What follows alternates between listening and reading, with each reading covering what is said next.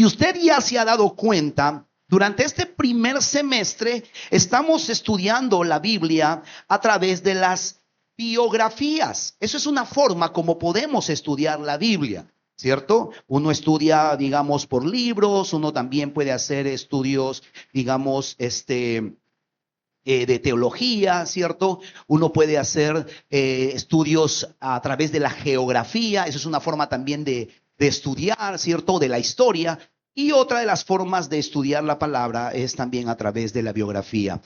Pablo le decía a los corintios que muchas cosas que fueron registrados en la Biblia fueron registrados para que nos sirvan a nosotros como ejemplo, ¿sí? Es bien interesante cuando uno mira a los personajes de la Biblia, fácilmente uno puede relacionarse con ellos o identificarse con ellos, no solamente en sus fortalezas, pero también en sus debilidades, no solamente en sus aciertos, pero también, o en sus éxitos, sino también en sus fracasos. Y uno puede verse allí pintado en la vida de David en algún punto. Uno puede verse pintado en la vida de Josué, quien estuvimos también hablando de eso, en la vida de Moisés. Uno puede verse pintado en la vida de los apóstoles, Pedro, como estuvieron el pastor Kyle hace 3 semanas hablando con nosotros. Uno puede verse reflejado en diferentes personajes en la Biblia.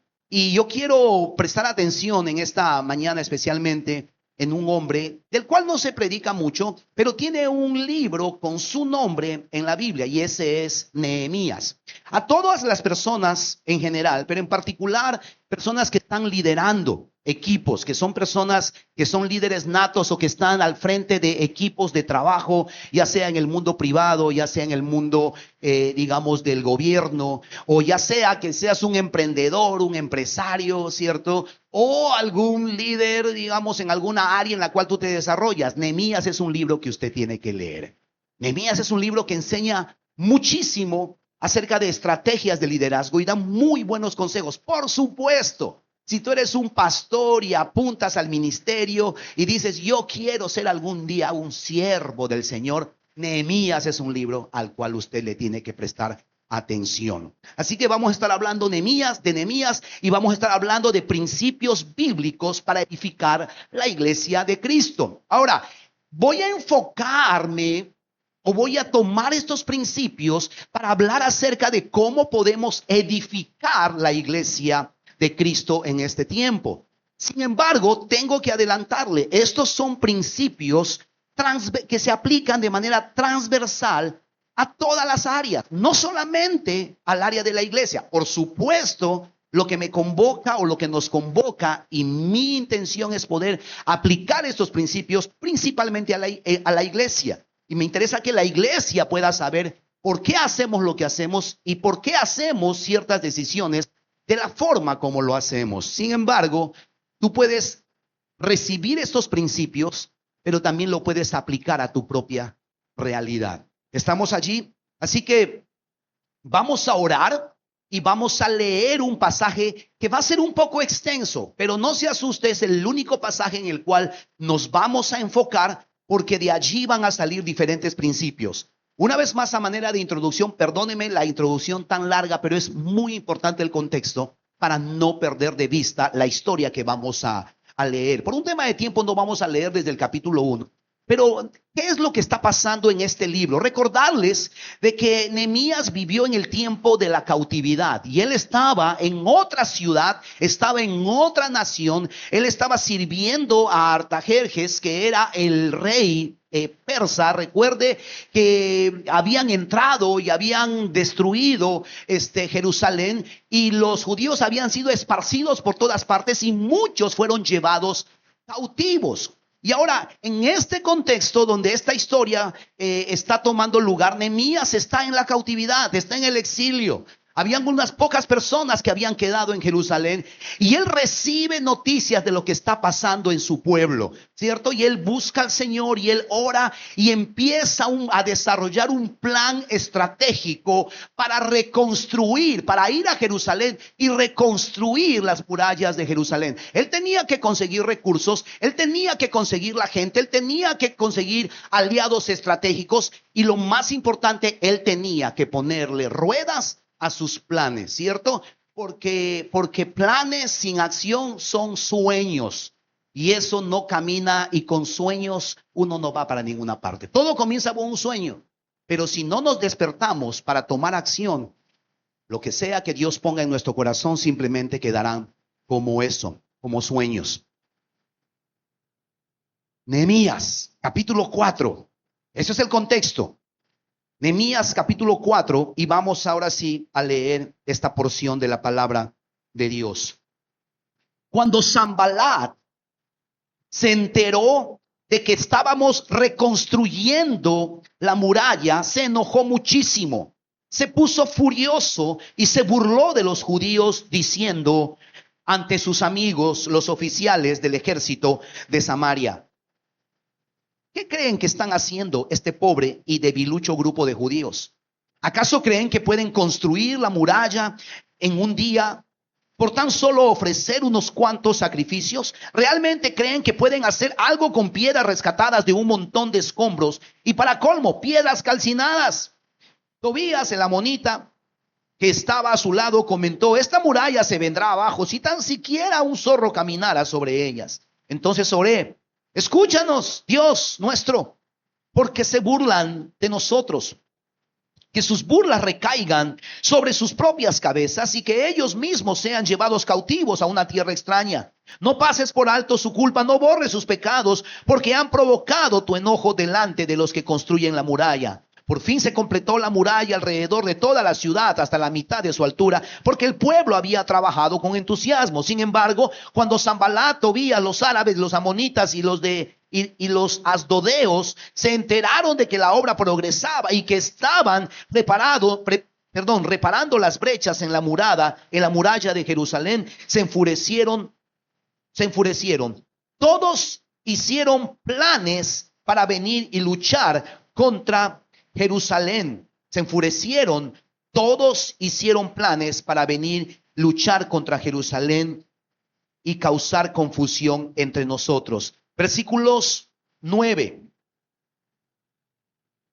Así que oramos a nuestro Dios y pusimos guardias en la ciudad día y noche para protegernos. Entonces el pueblo de Judá comenzó a quejarse: los trabajadores se están cansando y los escombros que quedan por sacar son demasiados. Jamás podremos construir la muralla por nuestra cuenta. Mientras tanto, nuestros enemigos decían: antes de que se den cuenta de lo que está pasando, caeremos encima de ellos, los mataremos y detendremos el trabajo. Los judíos que vivían cerca de los enemigos venían y nos decían una y otra vez: llegarán de todos lados y nos atacarán. De manera que coloqué guardias armados detrás de las paredes más bajas de la muralla, en los lugares más descubiertos. Puse gente por familias para que hicieran guardia con espadas, lanzas y arcos. Luego, mientras revisaba la situación, reuní a los nobles y a los demás del pueblo y les dije: no les tengan miedo al enemigo. Recuerden el Señor, quien es grande y glorioso, y luchen por sus hermanos, sus hijos, sus hijas, sus esposos, sus esposas y sus casas.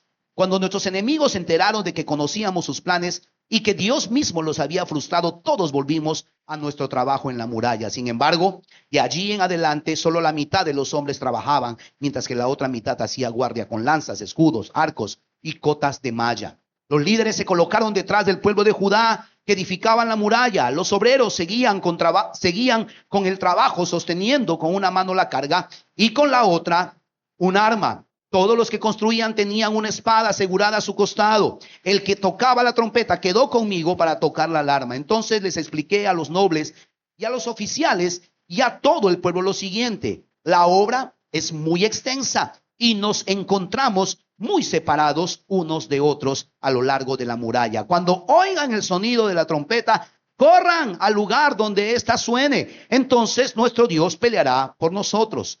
Trabajábamos desde temprano hasta la tarde, desde la salida hasta la puesta del sol, y la mitad de los hombres estaba siempre de guardia. También les dije a todos los que vivían fuera de las murallas que se quedaran en Jerusalén. De esa manera ellos y sus sirvientes podían colaborar con los turnos de guardia de noche y trabajar durante el día. Durante ese tiempo, ninguno de nosotros, ni yo, ni mis parientes, ni mis sirvientes, ni los guardias que estaban conmigo, nos quitamos la ropa. En todo momento portábamos nuestras armas, incluso cuando íbamos por agua. Vamos a orar. Señor, te damos gracias en este día y te pido que tú bendigas tu palabra y hables a nuestros corazones, que nos enseñes. Danos oídos, Señor, para oír como un discípulo oye, y danos un corazón entendido también para discernir lo que tú quieres hablar a nuestros corazones. En el nombre de Jesús. Amén.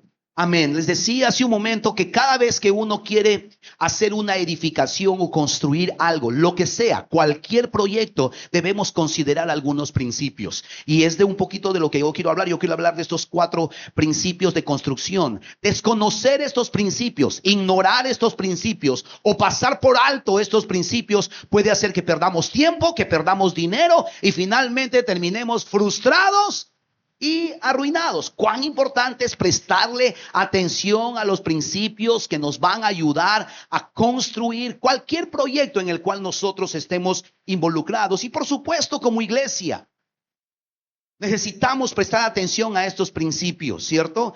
Una vez más, esto lo podemos aplicar a las diferentes áreas de nuestras vidas, a nivel personal, familiar, laboral, pero sobre todo, y es mi enfoque, hacia la iglesia. Un poquitito de contexto histórico. Les decía que Nehemías estaba en Susa, ¿cierto? Sirviendo al rey Artajerjes, y él escucha de lo que está pasando en su país. Y usted puede encontrar esto en Nehemías capítulo 1, versículo 3. Si pueden poner eso allí, por favor. Vamos a ir y venir a través de Nehemías. Capítulo 1, versículo 3, dice que él escucha de lo que está pasando en Jerusalén. Me dijeron, las cosas no andan bien. Los que regresaron a la provincia de Ciudad tienen grandes dificultades y viven en desgracia. La muralla de Jerusalén fue derribada y las puertas fueron consumidas por el fuego. Nehemías escucha un reporte, y aunque esto no es netamente para hablar de liderazgo, sí quisiera no dejar pasar la oportunidad de mencionar lo siguiente. Algo que diferencia a un líder de quien no es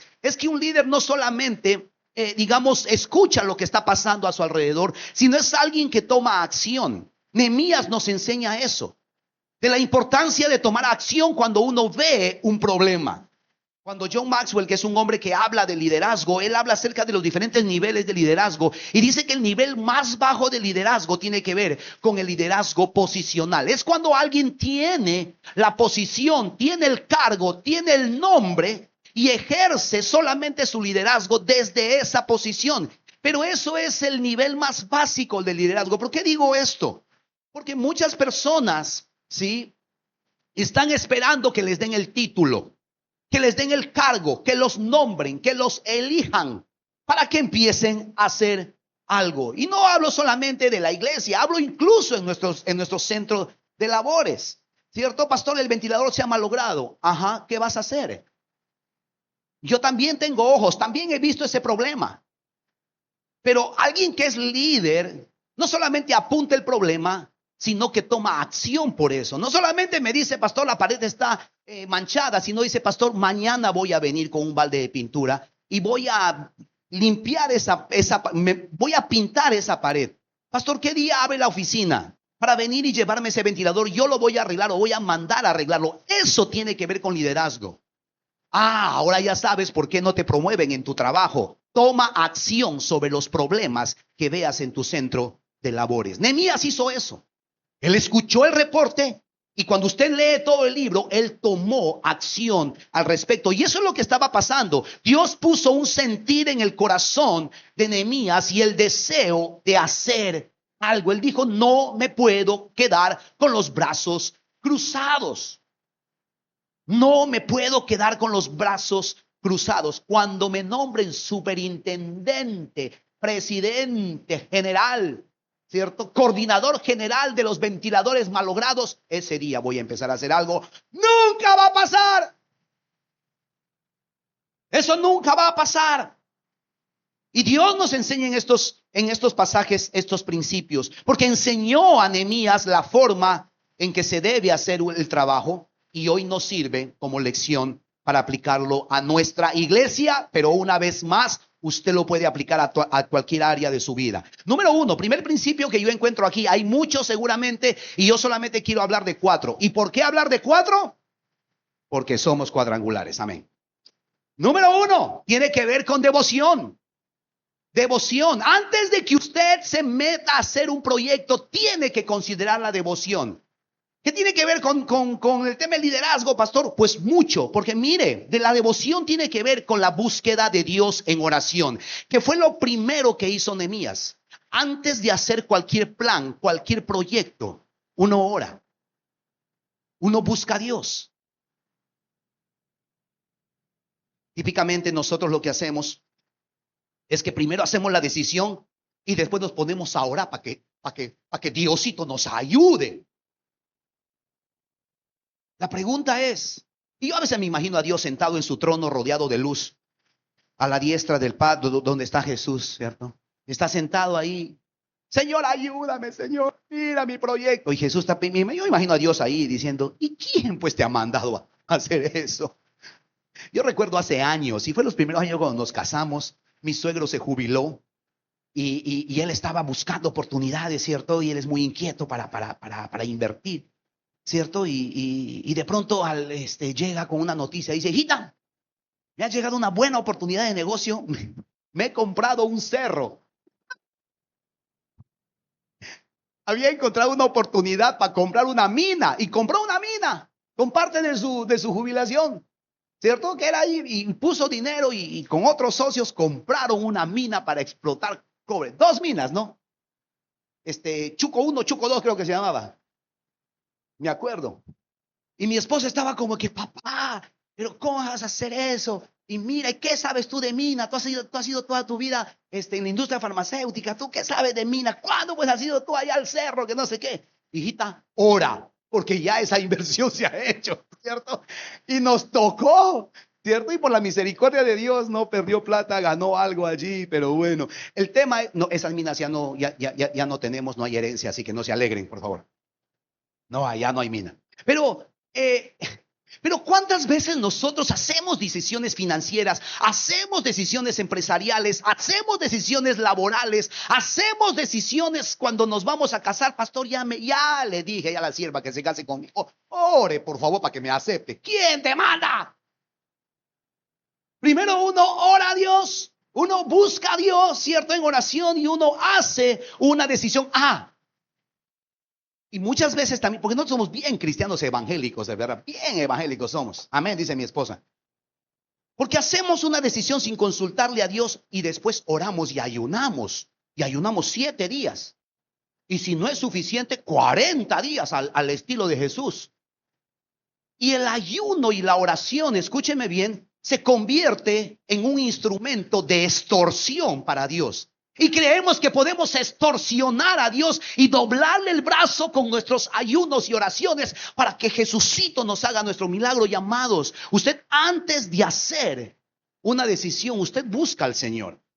¿Qué es lo que hizo Nehemías? Vaya conmigo, capítulo 1, versículo 4. Miren lo que dice allí.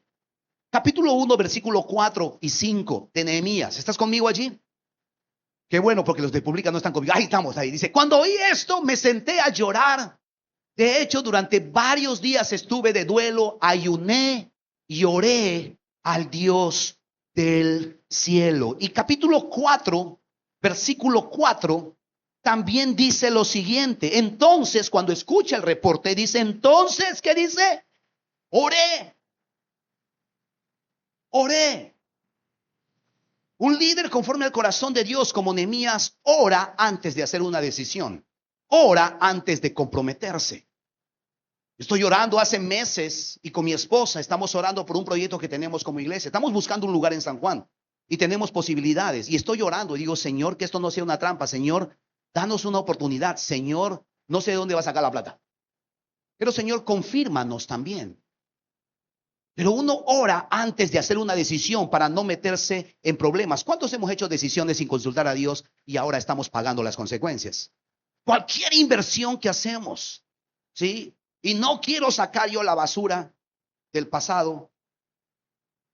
Pero muchas personas han hecho en el último tiempo pésimas inversiones financieras sin consultar a Dios. Y se han metido en grandes problemas y algunos todavía se están recuperando. Nehemías preparó su corazón antes de empezar algún plan. Y cuando usted ve en capítulo 1, versículo 6, Nehemías busca a Dios, se pone a cuentas con Dios porque él confesó sus pecados. Antes de que hagas un plan, asegúrate de que tu corazón está alineado con Dios.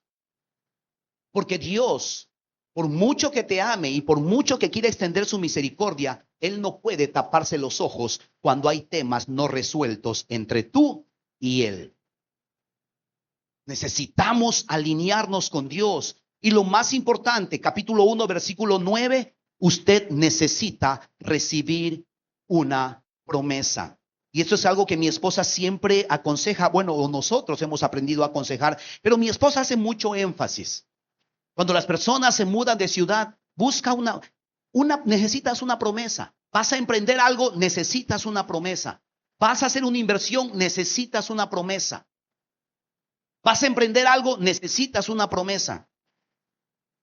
¿Quieres casarte con fulano o sultano o mengana? Necesitas una promesa. ¿Sabe por qué? Porque las promesas te van a sostener en los momentos de crisis. Y como vamos a ver más adelante, todo proyecto, el que sea, aún el de la iglesia, pasa por momentos de crisis. Y necesitamos una promesa.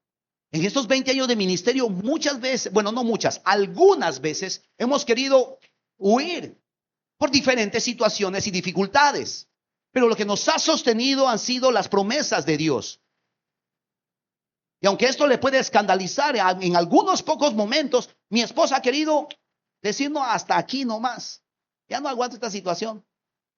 Y de la puerta se ha acordado de la promesa, del por qué se casó conmigo y ha regresado. Y yo también muchas veces he querido saltar del barco, pero la promesa nos ha sostenido en los momentos de crisis. Necesitas una promesa. Pero si vuelven a mí, porque aquí está Nehemías recordando a Dios las promesas de Dios. Pero si vuelven a mí y obedecen mis mandatos y viven conforme a ellos, entonces, aunque se encuentren desterrados en los extremos más lejanos de la tierra, yo los volveré a traer al lugar que elegí para que mi nombre sea honrado. Nehemías le está diciendo a Dios: Señor, tú dijiste esto. Porque esto es algo que Dios ya había dicho en Deuteronomio. Y Nehemías le está diciendo: Señor, tú has dicho eso. Yo sé, Señor, que la embarramos y estamos desperdigados por todos lados y hemos pasado vergüenza. Nuestra ciudad ha sido arruinada, pero tú has dicho, si nos volvemos a ti. Por eso es que Nehemías confiesa su pecado, el de su familia y el de su pueblo. Porque era un volver su corazón hacia Dios y él estaba recordando las promesas de Dios.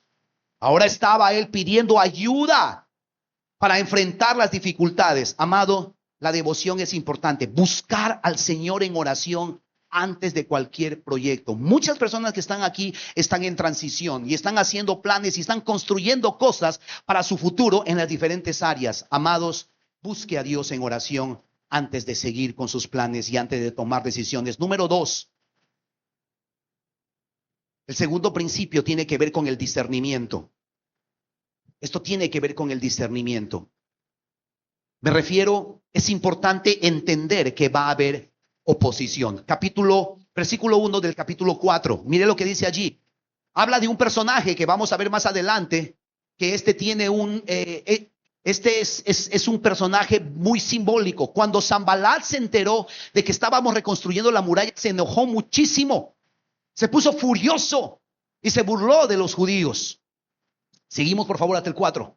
Diciendo ante sus amigos y oficiales del ejército de Samaria: ¿qué creen que están haciendo este pobre y debilucho grupo de judíos? ¿Acaso creen que pueden construir la muralla en un día por tan solo ofrecer unos cuantos sacrificios? ¿Realmente creen que pueden hacer algo con piedras rescatadas de un montón de escombros y para colmo piedras calcinadas? Puede leer usted hasta el versículo 2, por un tema de tiempo no lo vamos a leer. Pero fíjese aquí.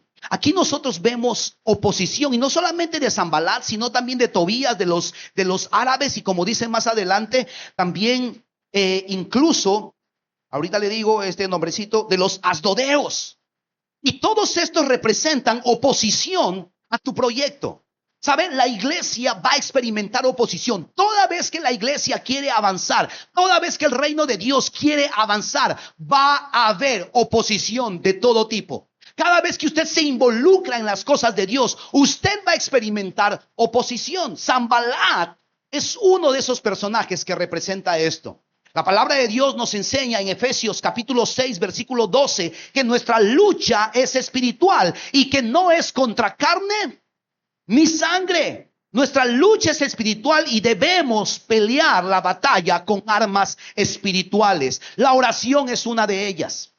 Dice Efesios capítulo 2, pues no luchamos contra enemigos de carne y hueso, sino contra gobernadores malignos, autoridades del mundo invisible, contra fuerzas poderosas de este mundo tenebroso y contra espíritus malignos en los lugares celestiales. Muchas veces cuando experimentas a Dios, cuando estás buscando de Dios y la gente se te opone, incluso amigos, incluso familiares, tus jefes, ¿cierto? Quien sea, sepa usted que ellos no son el enemigo, no son las personas. Mira a la persona que está a tu lado, dile: yo no soy tu enemigo por si acaso. Porque a veces creemos que son las personas, y las personas no son nuestros enemigos, pero sí lo que se mueve muchas veces detrás de las personas. Dicho de otra forma, lo que está influenciando la vida de las personas. Y nosotros tenemos que ser conscientes de esto. El día de ayer, por ejemplo, ¿no? De los más recientitos, de los más calientitos. El día de ayer lanzamos en San Juan, la pastora Giseli estuvo organizando una células. Abrimos 3 células en San Juan de niños y próximamente va a haber una 4ª célula en esa zona. Recuerden que estamos en proyectos de abrir una sede en San Juan. ¿Sí? Les pido que estén orando y por favor que no se olviden de eso. Pero ayer se lanzó casi 2 meses diseñando, estrategizando cómo vamos a hacer, contactando gente y reclutando los maestros, ¿cierto? Y ella pensaba que ya tenía su equipo y de pronto, y algunos en el camino se fueron cayendo, ¿cierto? Y de pronto el día de ayer se lanzó y de los 3 equipos que tenían parejas, ¿no? 3 equipos de 2. 6 personas, 2 no aparecieron. Empezaron tarde y una de ellas se quedó encerrada en el baño. Puso la música, niños, ¿cierto? Y se fue al baño y dice que se quedó encerrada, tolón, tocando la puerta. Nadie les escuchaba. Oposición. Cada vez que usted va a sacar un proyecto adelante, y si ese proyecto tiene que ver con Dios, mis amados, usted va a experimentar oposición. La Biblia habla de Sanballat. Préstele atención a ese personaje. Sanballat, ¿sabe quién es? Sanballat es figura de Satanás en la Biblia. Y Satanás, como Sanballat, versículo 1 y 2, está furioso con la edificación de el muro. Está furioso con el avance del reino de Dios. Está furioso con los planes que Dios ha puesto en nuestro corazón, y ha puesto en tu corazón, y ha puesto en el corazón de la iglesia. Su propósito es esparcir rumores que traen desánimo al cuerpo de Cristo. Capítulo 4, versículo 3. Sanballat hace eso, Satanás hace eso. Siempre habla. Siempre está hablando. Tobías, el amonita que estaba a su lado, comentó: esa muralla se va a venir abajo y tan solo el zorro caminara sobre ella. Esa iglesita, esa mini, no, eso no va a pasar. ¿Qué vas a servir así? No, no pasa nada. Unos cuantitos nomás. ¿Cuántos han escuchado a Sanballat en algún momento de su vida? Cada vez que queremos hacer algo para Dios, Sanballat empieza a esparcir rumores con el propósito de desanimarnos, porque usted va a experimentar, cualquiera sea el proyecto en el cual usted está involucrado, va a experimentar oposición. Y como iglesia, muchas veces vamos a ser desanimados y vamos a experimentar oposición. Sanballat, que es figura de Satanás, muchas veces hace esto directamente o a través de sus demonios, o a través de ideas que pone en la mente y en el corazón de los creyentes. Sepa esto: Satanás muchas veces va a utilizar a los creyentes. Sí, mis amados. Pastor, ¿me está diciendo que estoy endemoniado? No, porque el creyente que está lleno del Espíritu Santo de Dios y el creyente que ha entregado su vida a Cristo, no puede ser poseído por demonios, pero sí puede ser influenciado si usted abre puertas en su vida. Eso sí creo que pasa. ¿De dónde crees que vienen las divisiones en las iglesias? ¿De dónde cree que vienen las murmuraciones? ¿De dónde cree que vienen las disensiones, los pleitos, los celos en las iglesias y las contiendas entre los hermanos? Eso no es gratis. Eso es Satanás influenciando la vida de las personas. Cuán importante, por eso siempre decimos, es cuidar nuestras vidas y limpiar nuestras vidas, porque nadie estamos a salvo de eso. Muchas veces en los diferentes equipos de trabajo, ¿sí? Y aún dentro de los equipos de ministerio, nos encontramos como que chocando y decimos, a ver, vamos a orar, porque esto no está bien. No deberíamos estar discutiendo sobre algo en el cual todos estamos de acuerdo. Y es como que, sí, de verdad, ¿no? Y entendemos, y Dios nos da el discernimiento para entender de que Satanás siempre va a sembrar oposición. ¿Cuántos esposos que sirven al Señor, de camino a servir al Rey de Reyes y Señor de Señores a la iglesia, se pelean muchas veces en el carro? Levante su mano. El pastor no más y dos más. Meli dice, no levanta su mano. ¿Pasa o no pasa? No tenemos carro. Los que pelean en la moto, los que pelean en el motocarro, ¿cierto? Pasa. Venimos con nuestras bellas criaturas a servir y a veces venimos en el carro, ¿cierto? Y decimos, a ver, vamos a servir al Señor. Entendemos de que no podemos estar en este plan. Va a haber oposición. Va a haber oposición. Debemos cuidar nuestras vidas y debemos cuidarnos de no ser utilizado por Sanbalat. Número 3, voy avanzando. Número 3, compromiso. El tercer principio, compromiso. Tercer principio, compromiso. Vaya al versículo 6 y después al 15 y al 17 del capítulo 4. Estamos en el capítulo 4, versículo 6. Cuando hablo de compromiso, estoy hablando de lo siguiente, mis amados. Todos debemos estar involucrados en la obra del Señor. Por fin se completó la muralla alrededor de toda la ciudad hasta la mitad de su altura, porque el pueblo había trabajado con entusiasmo. El pueblo, ¿quién es? El pueblo, ¿quién es? Versículo 15, vamos al versículo 15. No les escucho muy convencidos. Cuando nuestros enemigos se enteraron que conocíamos sus planes y que Dios mismo los había frustrado, todos nos involucramos en nuestro trabajo en la muralla. Todos nos involucramos, todos nos volvimos a nuestro trabajo. No dice algunos, dice todos. Versículo 16. Sin embargo, de ahí en adelante solo la mitad de los hombres trabajaba, mientras que la otra mitad hacía guardia con lanzas, escudos, arcos y cotas de malla. Los líderes se colocaron detrás del pueblo de Judá. Amados, todos estaban involucrados, e incluso los líderes. Los líderes son los primeros que ponen la mano y que meten la mano para hacer el trabajo. No están sentados allí, ¿cierto? Ordenando que todo el mundo hace. Un verdadero líder se involucra en el trabajo. Todos tienen una parte. Algunos estarán en el muro trabajando y otros estarán cuidándole las espaldas. Ahorita voy a regresar allá. Pero todos necesitan estar involucrados. En la obra de Dios todos necesitan estar involucrados. En lo que sea que Dios está haciendo en nosotros como iglesia y a través de nuestra iglesia, tú tienes una parte. Usted no puede tomar una acción pasiva. Usted no puede estar en una situación pasiva. Usted tiene una parte. La pregunta que usted se tiene que hacer es, Señor, ¿cuál es mi parte? Cada uno de los miembros es una parte importante del cuerpo, dice la palabra de Dios, con una tarea específica que cumplir. A veces estarán al frente, a veces estarán simplemente cuidando a los que están al frente. Yo tengo una prédica que otro día voy a predicar y tiene que ver con eso, al frente o en la retaguardia, porque hay momentos en la vida donde estamos más involucrados, hay momentos en la vida donde estamos menos involucrados, pero igual todos son necesarios. Cada uno de nosotros tiene un don. ¿Cuántos dicen amén? Dile a la persona que está a tu costado, tú tienes un don de parte de Dios. Romanos capítulo 12, versículos 4 al 8, rápidamente quiero leer esto. Porque según a nuestro entender hay tres tipos de dones, ¿no? Los dones motivacionales, los dones del espíritu y los dones ministeriales, como se llama. Y este año hemos comenzado una serie de conferencias que va a ir a lo largo de este año y que vamos a estar hablando de esto. Romanos capítulo 12, versículo 4, por favor, desde el 4. Mire lo que dice la palabra de Dios. Tenemos eso allí.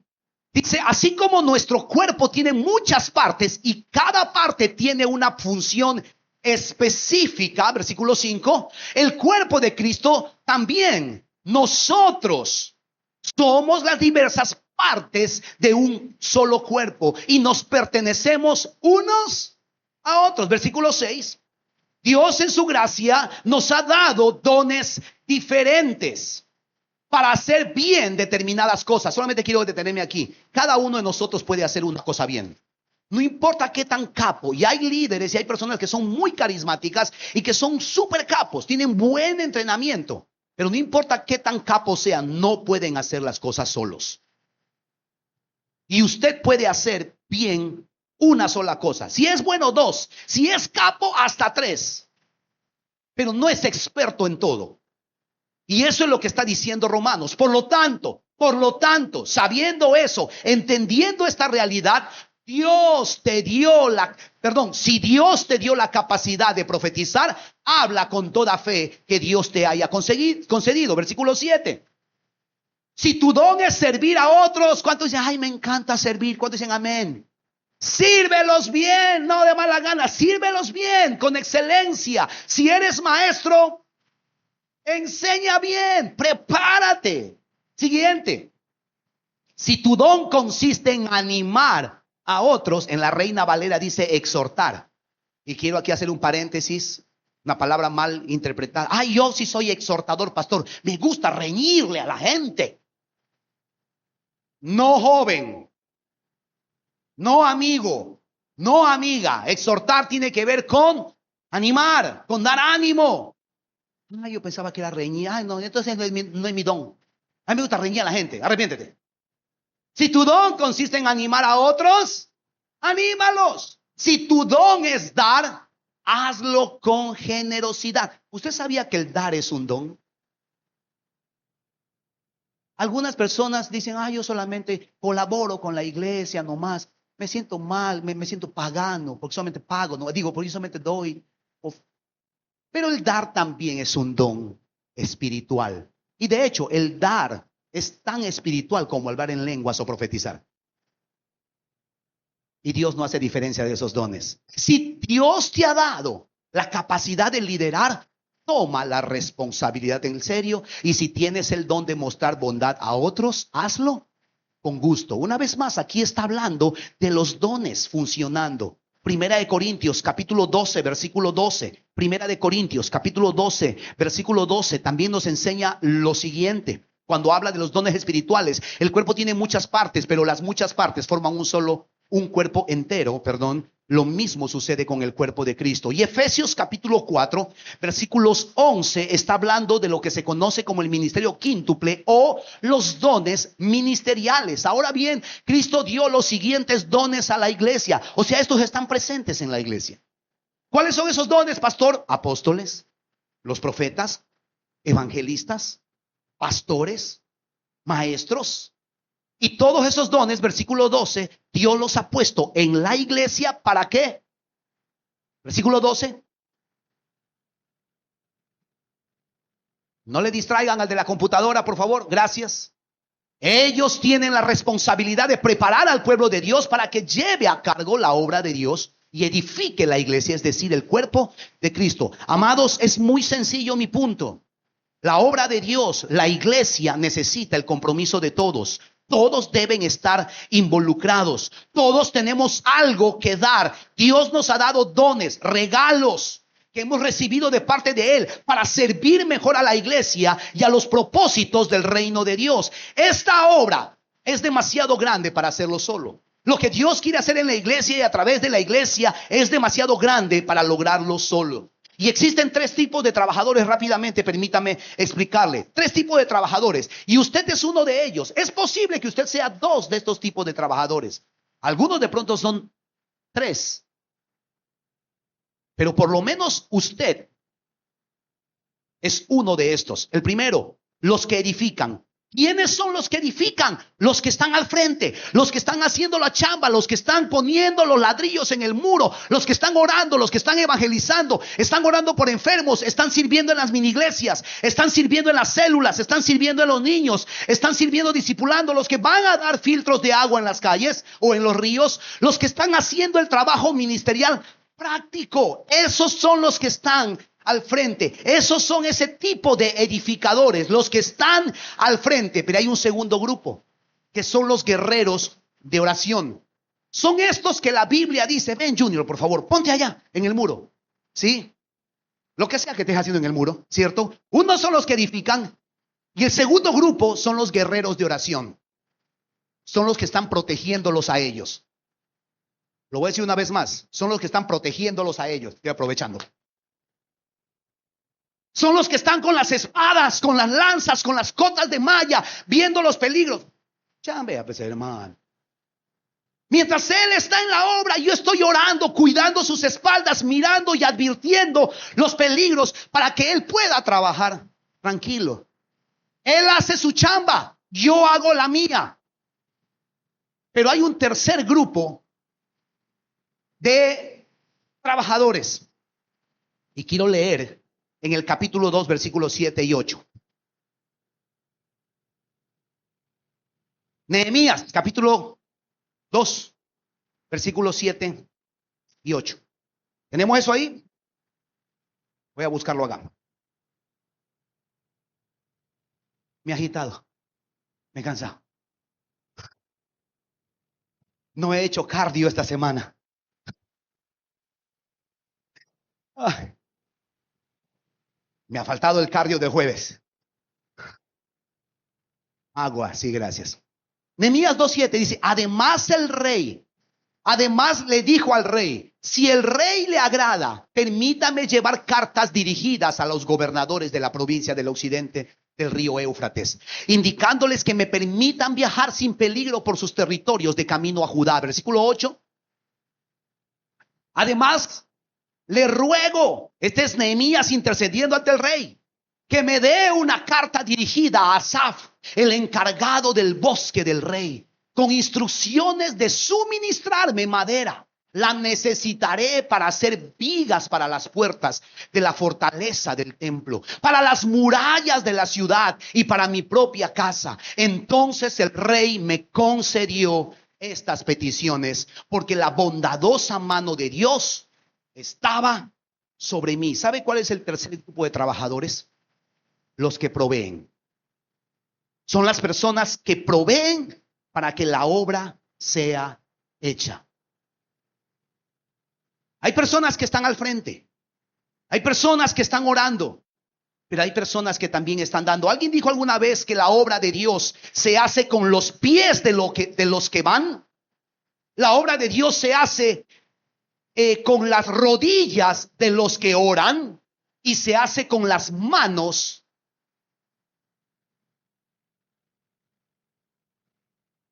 de los que dan. No de los que trabajan, porque todos trabajan, pero lo hacen de manera diferenciada. La pregunta, Iglesia Cuadrangular en Iquitos, si Dios nos está llamando a edificar la iglesia y todos tenemos una parte, ¿cuál es tu parte? ¿Cuál es tu parte en esto? ¿Eres de los que van? No, pastor, no tengo tiempo para ir. Entonces eres de los que oran. No, porque estoy trabajando, porque tengo negocios y sabes que no, el ojo de ganado engorda el buey. Ese dicho. Entonces eres de los que dan. No, tampoco.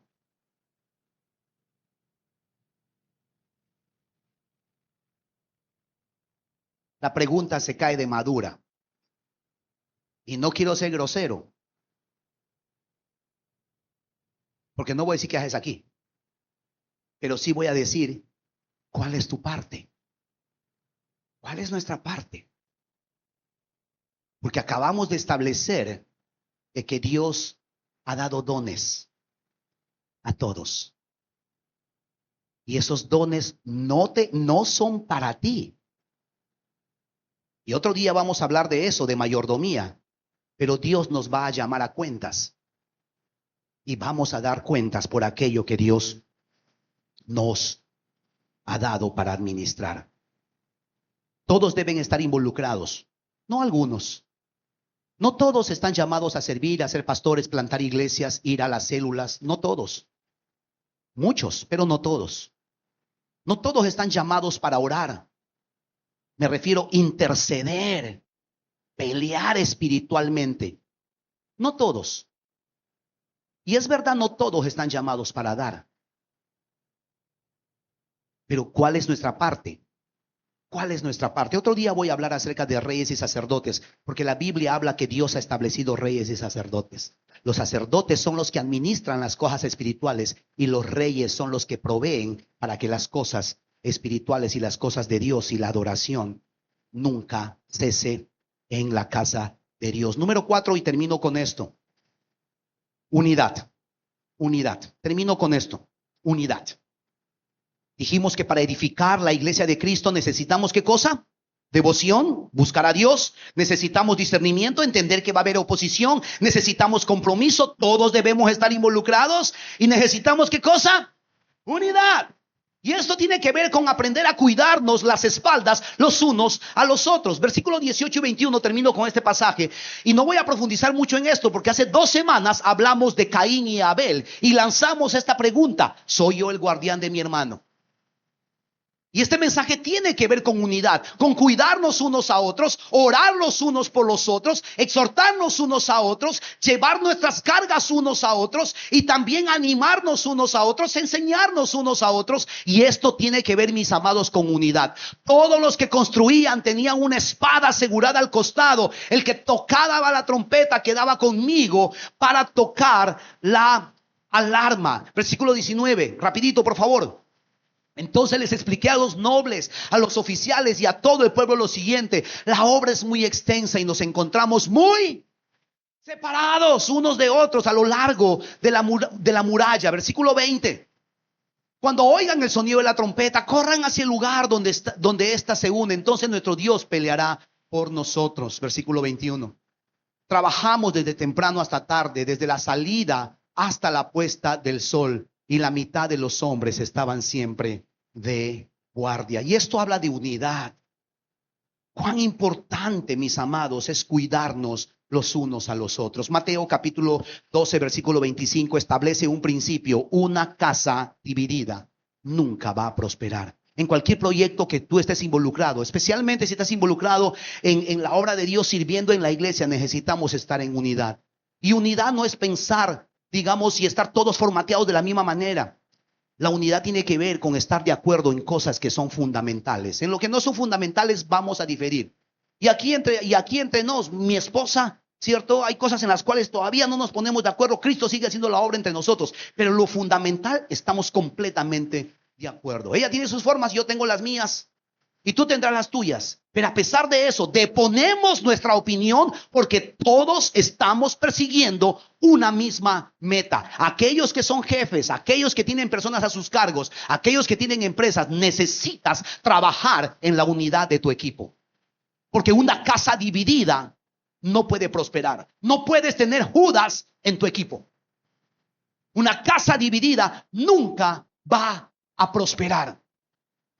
Debemos cuidarnos las espaldas.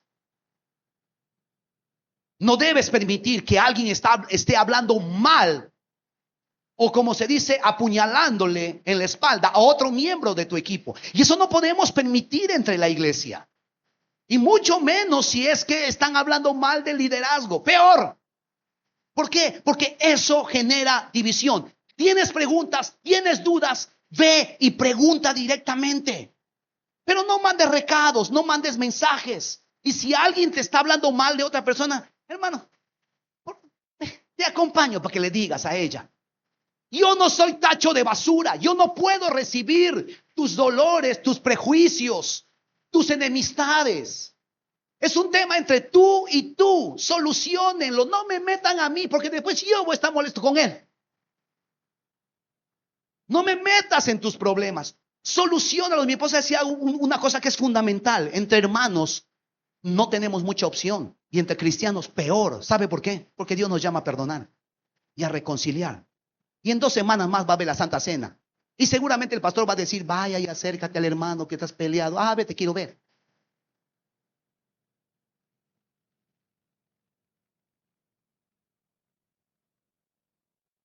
Una casa dividida no puede prosperar. Nehemías nos enseña principios para edificar la iglesia. Y Dios está edificando esta iglesia. Y Dios está haciendo y quiere hacer cosas en esta iglesia y a través de esta iglesia. Necesitamos mantenernos nosotros, número 1, buscando a Dios en oración, devoción. Número 2, debemos crecer en discernimiento, entender que va a haber oposición y que podamos discernir de dónde viene esa oposición. Número 3, que podamos entender la importancia del compromiso. Todos necesitamos estar involucrados. Señor, ¿cuál es mi parte? ¿Cuál es mi parte? Hay una canción que cantábamos, ¿no? Unos oraban, otros fregaban. Pero no, fregar no es un don, por si acaso. Señor, ¿cuál es mi parte? Y número 4, unidad. Unidad. ¿Sabe? Me encanta esta frase, la escuché, no recuerdo quién se lo dijo. Pero me encanta esta frase y no me cansaré de repetirlo. Es verdad que solos podemos llegar, podemos avanzar más rápido. Pero juntos vamos a llegar más lejos. Y la vida cristiana no es para llaneros solitarios. Abrace la comunidad, abrace la visión de la iglesia, abrace lo que Dios ha puesto en nuestras manos, el llamado que Dios ha puesto en tu vida. Y hermanos, vamos para adelante. Dios es bueno y está con nosotros. Y no importa cuántos Zambalats se nos pongan al frente, nuestro Dios pelea por nosotros. ¿Cuántos creen eso? Amén. Vamos a ponernos de pie y vamos a orar. Vamos a orar. Padre, muchísimas gracias yo te doy en este día, Señor, por tu palabra. Y gracias, Señor, por lo que tú quieres y nos enseñas, Señor del cielo. Gracias te doy, Señor, porque tú eres bueno, Señor, y tu misericordia es para siempre. Señor, te pido, Señor del cielo, de que tú bendigas a cada familia, a cada persona en este lugar, a cada familia que es representada, Señor. Oro por esos planes, por esos sueños y por esos proyectos, Señor, que están depositados en el corazón de cada uno de mis hermanos, Señor. Hay personas aquí que tienen grandes sueños y grandes proyectos. Algunos están, Señor, Padre, en transición. Padre, independientemente la etapa en la vida, Señor, en la que están, yo te pido que te busquen a ti, que busquen dirección de ti, Señor.